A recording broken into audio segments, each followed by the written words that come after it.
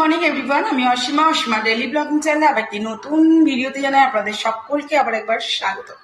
আশা করবো আপনারা সকলে বেশ ভালো আছেন, সুস্থ আছেন, যে যেখানেই আছেন আর যেখান থেকে আপনারা আমার ভিডিওটি এখন দেখছেন। আজকে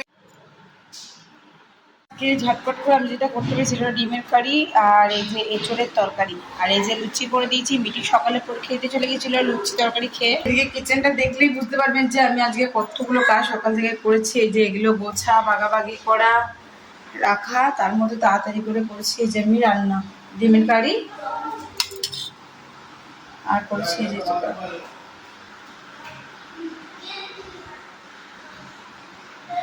দিয়েছি আমি কড়াই। এদিকে দেখো ভাতটা বসিয়ে দিয়েছি।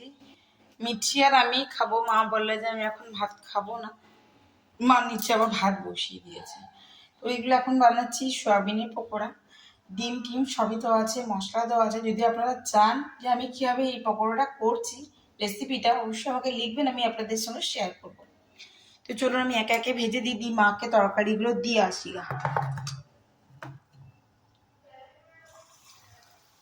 এই ডুবো তেলের মধ্যে না খুব ভালো লাগে, মানে সয়াবিনের পকোড়াগুলো। দেখছেন মাঝে মাঝে কাজ করতে করতে না হাত থেকে মোবাইলে ক্যামেরাটা সরে যায়। দেখছেন তেল অনেকটা হিট আছে, গ্যাসটা একটু কম করে দিলাম। এই দেখো আমি সয়াবিনটা একটু সেদ্ধ করে করি, আপনারা চাইলে গরম জলে ভিজিও করতে পারেন, খুবই ভালো লাগে খেতে।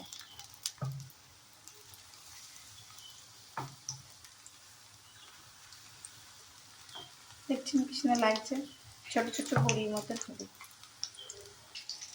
তো এই দেখো আবার একটা বসিয়ে দিয়েছি আর এই যে এগুলো ভাজা হয়েছে। রসুন লাগছে না দেখে মনে হচ্ছে না চিকেনে বড়া হয়েছে। টেকনিকটা দেখা একবার। এই যে এগুলো মাকে নিচে দিয়ে আসি, যা এঁচড়ের তরকারি ডিমের কারি আর এই যে গরম গরম বড়া ভেজেছি, মাকে দিয়ে ঝট করে চলে আসি।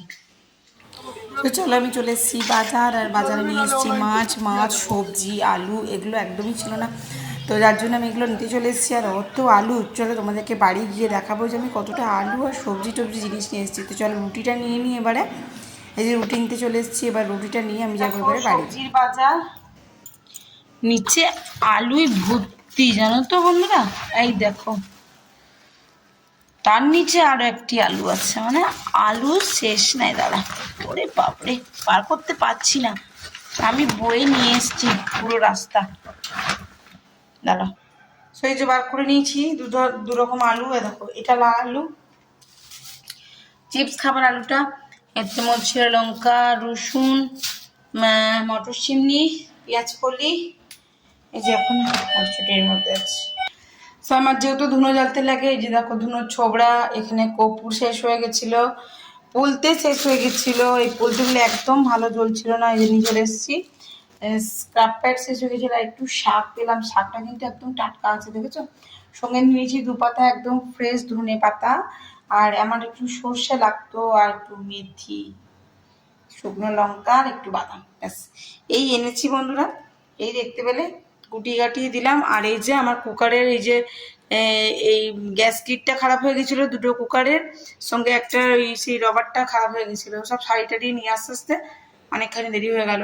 ঘড়িতে এখন বেজে গেছে 9:46, আর দুধ দিয়ে চলে গেছে একবার। আর আমি একেবারে রুটিটা কিন্তু দোকান থেকে নিয়ে চলে এসেছি, এত কিছু পর আমি আর পারছি না এখন আর রুটি করতে।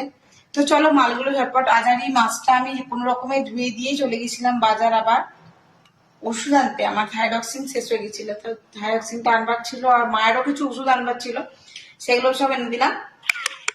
আর আমার ব্যাটারিতে চার্জ একেবারেই নেই, সো ভিডিওটা আর কন্টিনিউ করতে পারলাম না। আজকের মতন ব্লগটা এখানে শেষ করছি। মিটি চলে গেছে নিচে ভাইদের সঙ্গে গল্প করতে।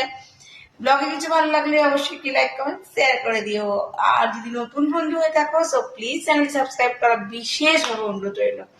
যদি আমাকে ফেসবুক পেজ থেকে দেখছো প্লিজ আমার পেজটি ফলো করে নিও। যদি আমাকে ইউটিউব চ্যানেল থেকে দেখছো আমার ইউটিউব চ্যানেলটি সাবস্ক্রাইব করে পাশে থাকা বেল আইকনটি যাতে একেবারে ভুলো না। সকালে একটু ভালো থেকো, টাটা, গুড নাইট।